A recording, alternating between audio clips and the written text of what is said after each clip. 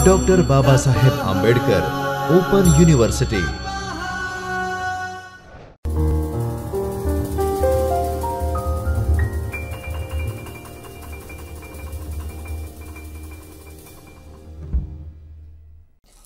નમસ્કાર। Doctor Baba Saheb Ambedkar open યુનિવર્સિટીના જ્યોતિર્મય પરિસરમાં ચૈતન્ય સ્ટુડિયોમાં હું doctor Priyanki Vyas, associate professor library and information science department તરફથી આપનું ખૂબ ખૂબ હાર્દિક સ્વાગત કરું છું।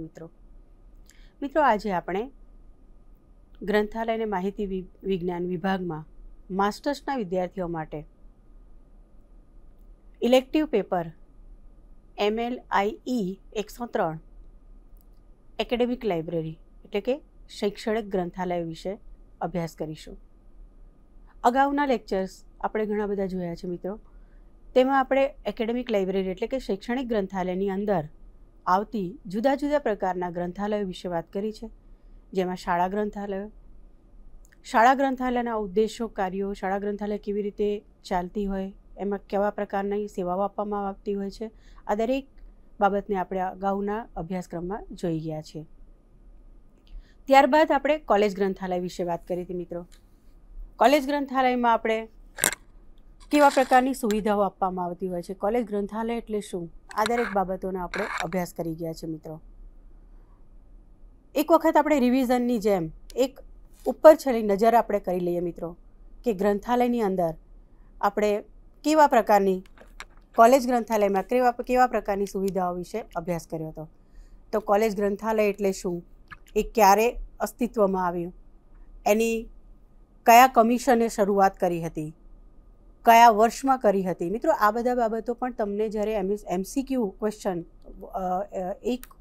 એક શબ્દમાં લખવાના પ્રશ્નોમાં ઉત્તરમાં પણ આ બધા ઉપયોગમાં આવી શકે એવા છે। પછી આપણે ઓબ્જેક્ટિવ્સ એટલે કે ઉદ્દેશો જોયા કોલેજ ગ્રંથાલયના કાર્યો વિશે વાત કરી કે કોલેજ ગ્રંથાલયનું કાર્ય શું છે, કેવા પ્રકારના કાર્યો કરતા હોય છે, એમાં જુદા જુદા વિદ્વાનોએ આપેલી વ્યાખ્યાઓ વિશે વાત કરી અને એ વિદ્વાનોએ આપેલી વ્યાખ્યાઓના ફંક્શન્સ કેવી રીતે ઉપયોગમાં કોલેજ ગ્રંથાલય લઈ શકે તે બાબતે આપણે સમજૂતી મેળવી। ત્યારબાદ આપણે ઇન્ફોર્મેશન રિસોર્સિસની વાત કરી, કોલેજ ગ્રંથાલયની અંદર કેવા પ્રકારની માહિતી સ્ત્રોતો ઉપલબ્ધ હોવા જોઈએ તે બાબતે ચર્ચા કરી હતી। કોલેજ ગ્રંથાલયનું ફિનાન્સ કેવું હોય, નાણાં બાબત કેવી રીતે હોય છે તેના વિશે આપણે અભ્યાસ કર્યો। કર્મચારીગણ એટલે કે સ્ટાફની સુવિધા કેવી હોય ને સ્ટાફનું કામ શું હોય ને સ્ટાફનું કાર્ય શું હોય એ દરેક બાબતને આપણે ગયા લેક્ચરની અંદર અભ્યાસ કર્યો હતો। ત્યારબાદ આપણે ગ્રંથાલયની અંદર કઈ કઈ સેવાઓ આપવામાં આવે, કેવી સેવાઓનો ઉપયોગ થાય છે એના વિશે આપણે ચર્ચા કરેલી। ત્યારબાદ આપણે ઇન્ફ્રાસ્ટ્રક્ચર કેવું હોવું જોઈએ ગ્રંથાલયનું એના વિશે વાત કરી અને આજે આપણે મિત્રો કોલેજ ગ્રંથાલયને સમજ્યા પછી યુનિવર્સિટી ગ્રંથાલય શું હોય એના વિશે આજે વિસ્તૃતમાં અભ્યાસ કરીશું। યુનિવર્સિટી ગ્રંથાલયોનું કાર્ય શું હોય, યુનિવર્સિટી ગ્રંથાલય અને કોલેજ ગ્રંથાલય અને શાળા ગ્રંથાલયમાં શું ફરક છે તે બાબત પણ આપણે જોઈશું। યુનિવર્સિટી ગ્રંથાલયની અંદર કેવી રીતે યુનિવર્સિટી કાર્યરત હોય છે એ દરેક બાબતને આપણે અહીંયા આગળ અભ્યાસમાં જોઈશું। કોલેજ ગ્રંથાલયોને આપણે એમની સિદ્ધિઓ, પૂર્વ સ્નાતક, અનુસ્નાતક વિદ્યાર્થીઓને શૈક્ષણિક પ્રવૃત્તિઓ ચાલુ રાખવા માટે સહાય કરવા માટેની વિવિધ કાર્યો હોય છે તે દરેક બાબતને આપણે અભ્યાસમાં જોઈ ગયા છીએ। હવે કોલેજમાંથી પાસ થયા પછી વિદ્યાર્થી જ્યારે યુનિવર્સિટી લેવલે આવે ત્યારે એ યુનિવર્સિટીમાં આવતા વિદ્યાર્થીઓ, ઉપભોક્તાઓ એ ગ્રંથાલયનો ઉપયોગ કેવી રીતે કરે અને એ ગ્રંથાલયને કેવી રીતે સમજે। તો યુનિવર્સિટી એ સત્ય, નિષ્કર્ષ, સહિષ્ણુતા અને માનવતા માટે ઊભી રહે છે। તે જ્ઞાનની પ્રગતિ દ્વારા સમાજની પ્રગતિ માટે સહાય કરે છે। યુનિવર્સિટીના કાર્યો અસ્તિત્વ ધરાવતા જ્ઞાન અને સંશોધનના સાથે અર્થઘટન દ્વારા નવા જ્ઞાનનું સર્જન કરો. વિદ્યાર્થીઓને જ્ઞાન વિશ્વના દરેક ક્ષેત્રનું જ્ઞાન આપવું અને વ્યવસાયિક અને ધંધાર્થી તાલીમ આપવી. પ્રોફેશનલ પ્રોગ્રામ વિશે પણ એમને જાગૃત કરવા. જ્ઞાનનું પ્રસારણ અને સામાજિક તેમજ સાંસ્કૃતિક વચ્ચેનું અંતર ઘટાડવું. વિવિધ વિસ્તરણ પ્રવૃત્તિઓ દ્વારા સમાજમાં સાત્વિક ગરિમા અને અભિગમ ફેલાવવા અને તેમનું પાલન પોષણ કરવું. યુનિવર્સિટી એ ખરી રીતે એવા સમાજ તરીકે ઓળખાય છે કે જ્યાં આ બહુ સરસ રીતે એક યુનિવર્સિટીની ઓળખાણ આપવાનો પ્રયત્ન કર્યો છે કે યુનિવર્સિટી કે સમાજ કેવી રીતે યુનિવર્સિટીને ઓળખે, તો વિદ્વાનો અને શિક્ષકો એ મસ્તક છે, વિદ્યાર્થીઓ શરીર છે અને યુનિવર્સિટીનું ગ્રંથાલય એ હૃદય છે. મિત્રો, કેટલી સરસ ઉપમા છે. સમાજ યુનિવર્સિટીને કઈ નજરે જોવે છે અને યુનિવર્સિટીમાં રહેલા વિદ્વાનો શિક્ષકોને ક્યાં કઈ ઉપમામાં બેસાડેલા છે. વિદ્વાનોને શિક્ષકોને મસ્તક સ્વરૂપે જુએ છે. વિદ્યાર્થીઓ પોતે શરીર છે અને ગ્રંથાલય તેનું હૃદય છે. હવે ગ્રંથાલય જો હૃદય હોય તો યુનિવર્સિટી ગ્રંથાલયને ધબકતું રાખવા માટે ભારતમાં શિક્ષણવિદો, ગ્રંથપાલો, વિદ્વાનો અને સમિતિઓ દ્વારા યુનિવર્સિટી શિક્ષણમાં ગ્રંથાલયના મહત્ત્વ પર મહત્ત્વપૂર્ણ ભાર મૂકવામાં આવે છે. Radhakrishna commission on university education 1948 નો અહેવાલ એવું જણાવે છે કે ગ્રંથાલય એ બધી યુનિવર્સિટીના કાર્યોનું હૃદય છે. અહીંયા આપણે સીધી રીતે સંશોધનનું કાર્ય તરીકે તેની ગણના થાય છે અને આડકતરી રીતે તેની ગણના શૈક્ષણિક કાર્ય તરીકે થાય છે કે જે પોતાનું જીવન સંશોધન કાર્યમાંથી મેળવે છે.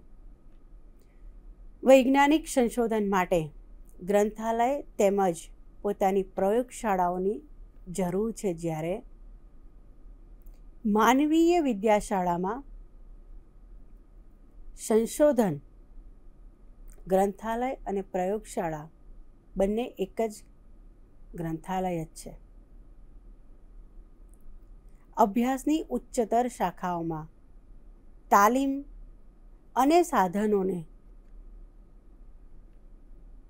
કેવી રીતે ઉપયોગમાં લેવા તે અભ્યાસક્રમનો પ્રશ્ન છે અને જો ગ્રંથાલયે સાધન ન હોય તો વિદ્યાર્થીઓ તેમને ઉપયોગ કઈ રીતે શીખે. આ રાધાકિશન કમિશન યુનિવર્સિટી એજ્યુકેશન સમજાવે છે. એના એક અહેવાલમાં આ બાબત કહી છે. જ્યારે કોઠારી કમિશન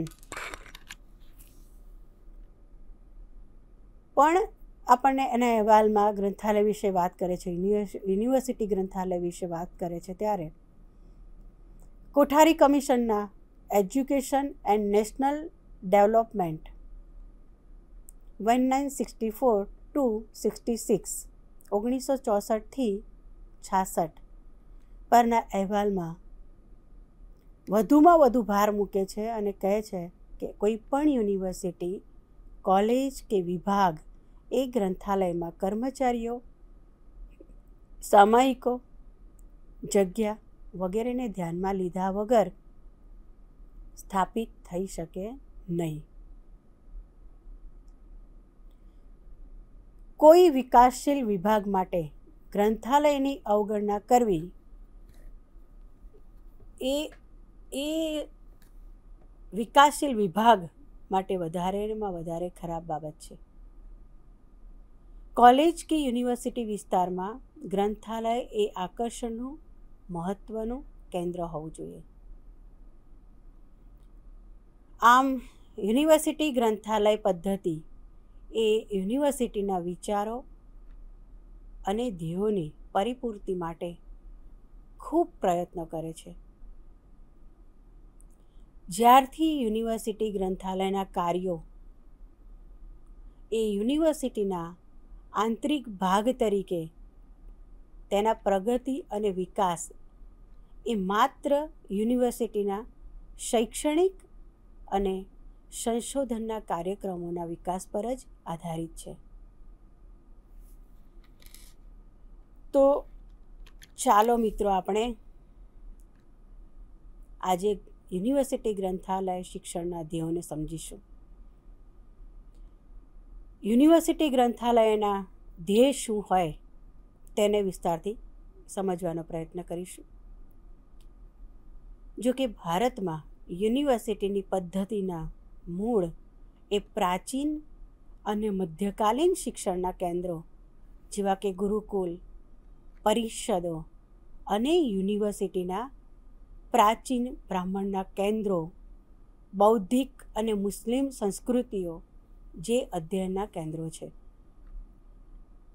યુનિવર્સિટી પદ્ધતિની પશ્ચિમી પ્રતિકૃતિ કે જે સૌ પ્રથમ 1857માં કલકત્તા, મુંબઈ એટલે કે બોમ્બે અને મદ્રાસમાં 3 યુનિવર્સિટીની સ્થાપના સાથે શરૂ થઈ હતી. આઝાદી પહેલાં 18 યુનિવર્સિટીઓ અસ્તિત્વમાં હતી અને હાલમાં એનો આંક વધુમાં વધુ વધી રહ્યો છે. કદાચ 300-400થી ઉપર પણ જતો રહ્યો છે એવું આપણે માની શકીએ છીએ.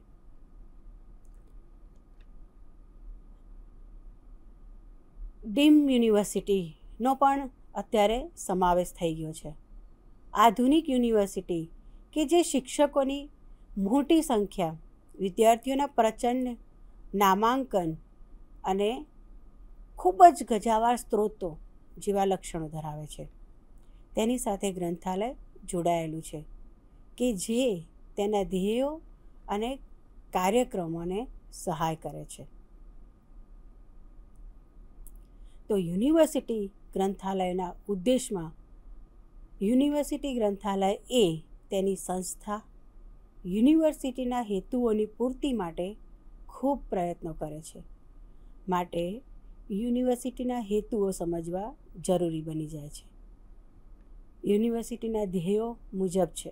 ધ્યેયો કહીએ તો આ મુજબ છે કે નવા જ્ઞાનની શોધ કરવી, તેને વિકસાવવું, સત્યની શોધમાં શક્તિશાળી રીતે રોકાઈ રહેવું અને નવી શોધ તરફ કાર્ય કરવું. જીવનના બધા જ માર્ગોમાં બૌદ્ધિક સંચાલકીય નેતૃત્વ પૂરું પાડવું અને લોકોને સામાજિક હેતુના સંદર્ભમાં સમજ આપવી. સમાનતા અને સામાજિક ન્યાયને પ્રોત્સાહન આપવું અને તેના માટે પ્રયત્નો કરવા અને વાર્તાલાપ અને શિક્ષણ દ્વારા સામાજિક સાંસ્કૃતિક ભેદોને દૂર કરવા. સંશોધન કાર્યકરોને જ્ઞાન વિશ્વમાં દરેક ક્ષેત્રોમાં માર્ગદર્શન કરવું અને માનવજાતના ભલા માટે સંશોધન પરિણામોનું વિતરણ કરવું. યુનિવર્સિટી ગ્રંથાલયના હેતુઓ એ તેની માતૃ સંસ્થા સાથે જોડાયેલા હોય છે. યુનિવર્સિટી ગ્રંથાલયના હેતુઓ માતૃ સંસ્થાના પરાવર્તન માટે, જે તેઓ તે સંસ્થાના ધ્યેયોને પૂરા કરવા માટે સ્થપાય છે. માટે યુનિવર્સિટીના ગ્રંથાલયના ધ્યેયોને નીતિ નિયમો, પ્રક્રિયાઓ અને ધોરણોની સ્થાપના કરવી કે જે શિક્ષણને માહિતી, જ્ઞાનની મેળવણી અને ઉપયોગમાં મદદ કરી શકે. મિત્રો, મુદ્રિત તેમજ ઓનલાઈન એટલે કે અત્યારે હાલ જે પુસ્તક સ્વરૂપે હોય તેવી અને ઓનલાઈન એમ બંને સંગ્રહ ઊભા કરવા, સંશોધનને મદદ કરવા, ગ્રંથાલય બહારથી પણ નિષ્ણાતોને સમાવેશ કરવો.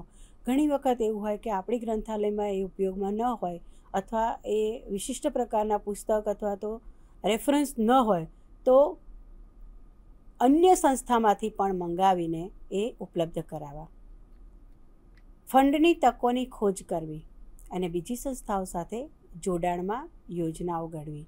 એટલે બીજી સંસ્થાઓ સાથે હવે આપણે અત્યારના યુગમાં MOU કહીએ છીએ, એટલે એની સાથે જોડાણ કરવું અને એ જોડાણની સાથે આપણા ગ્રંથાલયના ઉપભોક્તાઓને અને બીજી સંસ્થાના ઉપભોક્તાઓને સાથે એક સંગોષ્ઠી જેવું પણ કરી શકાય, અથવા તો આપણી સંસ્થાના ઉપભોક્તાઓને એ સંસ્થાનો ઉપયોગ કરવા લઈ જઈ શકીએ, એની માહિતી આપી શકીએ.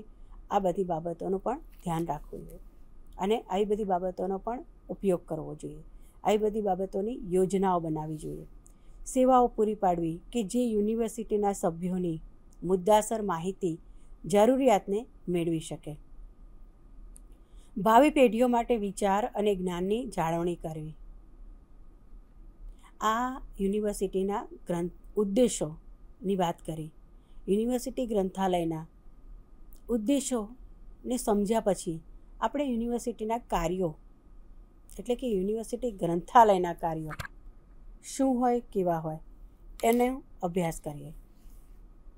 યુનિવર્સિટીનો સામાન્ય ખ્યાલ એ છે કે સમાજની જરૂરિયાતોના જવાબરૂપે ઉચ્ચ શિક્ષણ પદ્ધતિના ભાગરૂપે સતત પ્રયાસો કરવાના પરિણામે સમગ્ર વિશ્વ દરેક તબક્કે અર્થપ્રાપ્તિમાં બદલાવ લાવે. કાર્યો એ છે કે સમય સાથે બદલાવ લાવીને કામગીરી પૂરી કરવી. આ કાર્યોની યાદીમાં DA ઘાંચ દ્વારા જણાવવામાં આવ્યું છે કે સંપૂર્ણ કાર્યોનો સમાવેશ થાય છે. અને એ કાર્યો કયા? સંપૂર્ણ કાર્યો બધા અલગ અલગ રીતે એમને આપણને બતાવ્યા છે. એમાં પહેલું છે સંરક્ષણાત્મક કાર્ય એટલે કન્ઝર્વેશનલ ફંક્શન. યુનિવર્સિટી પાસે આશા રખાય છે કે તે દેશના સાંસ્કૃતિક વારસાનું જતન કરે. દેશના લાંબા ભૂતકાળ દ્વારા અપાયેલું આ અદ્ભુત કાર્ય છે. તેની સંસ્કૃતિના વણાટકામોના અનેકવિધ વણાટો અને તેમાંથી તેની સાથે થયેલા પવનના પ્રચંડ હુમલાઓ, આ બધી બાબતોમાંથી જે સચવાયેલું આપણું કાર્ય છે એનું સાચવણી કરવી, એનું સંરક્ષણ કરવું. બીજું છે પ્રસારણાત્મક કાર્ય એટલે ટ્રાન્સમિશનલ ફંક્શન. યુનિવર્સિટીએ સમાજના વિવિધ સ્તરમાં જુદી જુદી રીતે અને જુદા જુદા માધ્યમો દ્વારા જ્ઞાનના પ્રસાર માટેનું વહન કરવું, જ્ઞાનનો પ્રચાર કરવો જોઈએ. ત્રીજી બાબત છે પ્રોત્સાહક કાર્ય. યુનિવર્સિટીએ ફેરફારોમાં, નવીનીકરણમાં અને જ્ઞાનને પ્રોત્સાહિત કરવું જોઈએ. તેણે નવા જ્ઞાનની રચનામાં પણ સહકાર આપવો જોઈએ, જેથી માનવીય જ્ઞાનના ભંડોળમાં યોગદાન આપી શકાય. ચોથું કાર્ય છે વિકાસલક્ષી કાર્યો, ડેવલપમેન્ટલ ફંક્શન્સ. યુનિવર્સિટી એ દેશના માનવીય સ્ત્રોતોનો તેમની મહત્તમ અપેક્ષિત ક્ષમતા પ્રમાણે વિકાસ કરવો એ તેની ફરજ બને છે. પાંચમું છે પ્રતિક્રિયાત્મક કાર્ય. બીજાઓની જેમ સમાજને માટે ભવિષ્ય સંબંધિત કર્તવ્ય કરવું. અને છેલ્લું છે ક્રાંતિકારી કાર્ય, રિવોલ્યુશનલ ફંક્શન. યુનિવર્સિટીએ અસંમત અને અસંગત સ્વરૂપની બને તેણે અસામાન્ય અને બિનરૂઢિગત નવા વિચારોને દાખલ કરવા માટેનું ક્ષેત્ર પૂરું પાડવું. આ બધા થયા યુનિવર્સિટીના કાર્યો. વિલ્સન અને ટેબલરે યુનિવર્સિટીના કાર્યોને બીજી રીતે જણાવ્યા છે, એ આપણે જોઈએ તો એ બંને કહે છે જ્ઞાન અને વિચારોની જાળવણી કરવી, શિક્ષણ, સંશોધન, પ્રકાશન, વિસ્તરણ અને સેવાઓ, અર્થઘટન. ટૂંકમાં યુનિવર્સિટીએ આ મહત્ત્વના 3 કાર્યોને પૂરા પાડે છે: સૂચનાત્મક, સંશોધન અને વિસ્તરણ પ્રવૃત્તિઓ. એ યુનિવર્સિટીને શિક્ષણને જ્ઞાનમાં શ્રેષ્ઠતા સાથે મુક્ત કરવું એવા વિવિધ કાર્યો કરે છે. યુનિવર્સિટી ગ્રંથાલયના કાર્યો જોઈએ તો યુનિવર્સિટી શિક્ષણના હેતુઓની પ્રાપ્તિ માટે યુનિવર્સિટી ગ્રંથાલયોએ તેમની પ્રવૃત્તિઓ એવી રીતે ઘડવી જોઈએ કે જેથી શિક્ષણ કાર્ય અને અભ્યાસ, સંશોધન કાર્ય સમાજના ફાયદા માટે સંશોધન પરિણામોની અમલ અને અર્થઘટન દ્વારા વિસ્તૃતીકરણની સેવાઓ અને કાર્યક્રમોમાં યુનિવર્સિટી સાથે મહત્ત્વપૂર્ણ ભાગીદાર બની શકે છે. યુનિવર્સિટીના રચનાત્મક અને સૂચનાત્મક અને સંશોધન કાર્યક્રમોને મદદ કરવા ગ્રંથાલય અસ્તિત્વમાં આવે, યુનિવર્સિટી ગ્રંથાલય જાગૃત રહે. તો યુનિવર્સિટી ગ્રંથાલયનું પાયાનું કાર્ય શૈક્ષણિક છે એવું ગેલફેન્ડ સૂચવે છે કે ગ્રંથાલય એ શિક્ષણના સક્રિય સાધન તરીકે વિદ્યાર્થીઓની સમજ કેળવવા, વિવિધ શાખાઓના સંશોધકોને પ્રોત્સાહિત કરવા તેમજ ગ્રંથાલયમાં આવતા દરેકને બૌદ્ધિક અને સાંસ્કૃતિક કાર્યોમાં સંપૂર્ણ ભાગ લેવા માટે આમંત્રિત કરવાનું કાર્ય કરે છે. અહીંયા કોઠારી કમિશન ઓન એજ્યુકેશન 1964થી 1966 દરમિયાન યુનિવર્સિટી ગ્રંથાલય પદ્ધતિ પર મહત્ત્વપૂર્ણ ભાર મૂકે છે અને એ સૂચવે છે કે યુનિવર્સિટી ગ્રંથાલયોએ કેવા કાર્યો કરવા જોઈએ.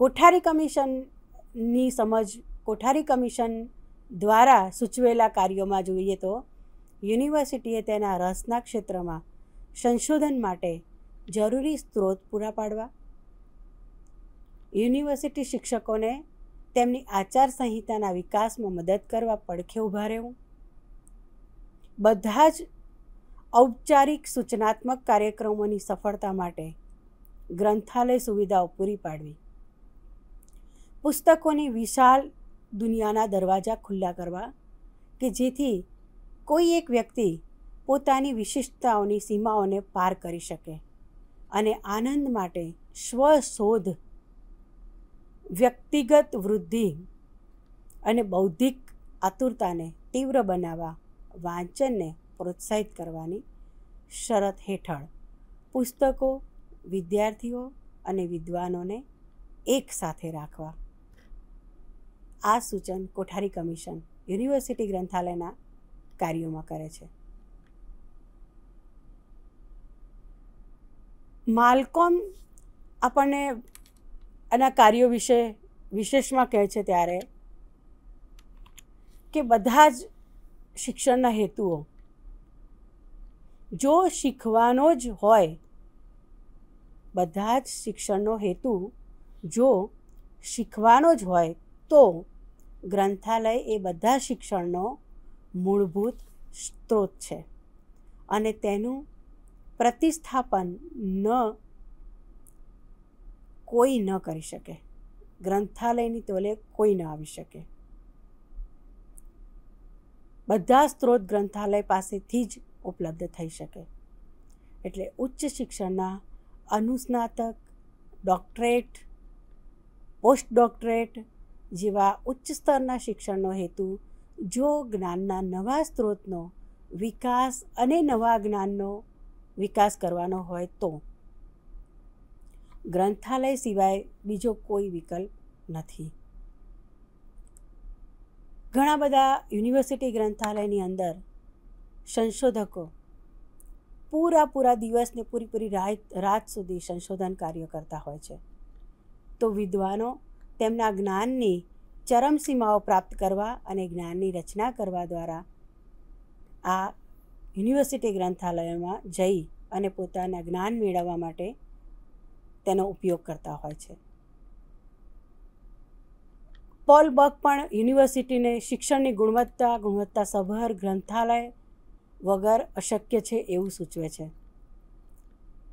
પોલનું કેવું છે, પોલ નામના વિદ્વાન કહે છે કે ગુણવત્તાસભર શિક્ષકો પણ ગુણવત્તાસભર ગ્રંથાલય વગર શક્ય નથી. વિચારોના મુક્ત પ્રવેશ માર્ગની નિર્વાહ માટે ગ્રંથાલય આવશ્યક છે. તેમને યુનિવર્સિટી ગ્રંથાલયના કાર્યોને આ તર્ક શક્તિ હેઠળ વર્ગીકૃત કર્યા છે અને કહ્યું છે કે સ્ત્રોત, માહિતી મેળવવી, સંકલન અને કર્મચારી સક્ષમતા, આ બધી જ વસ્તુ, તમામ શબ્દોનું યુનિવર્સિટી જરૂરિયાત તરફ જવાબદારી પૂર્ણતા શબ્દમાં સંક્ષિપ્તીકરણ કરેલ એટલે યુનિવર્સિટી ગ્રંથાલયના મુખ્ય કાર્યો. આવા પ્રકારનું કાર્ય યુનિવર્સિટી ગ્રંથાલયનું છે. હવે આ કાર્યોની નીચે ઘણા બધા પૃથક્કરણ પણ કર્યા છે. અંકુશ એટલે પુસ્તકની મેળવણી, પરિગ્રહણ પ્રક્રિયા, ગોઠવણીને આવરી લેવામાં આવી છે.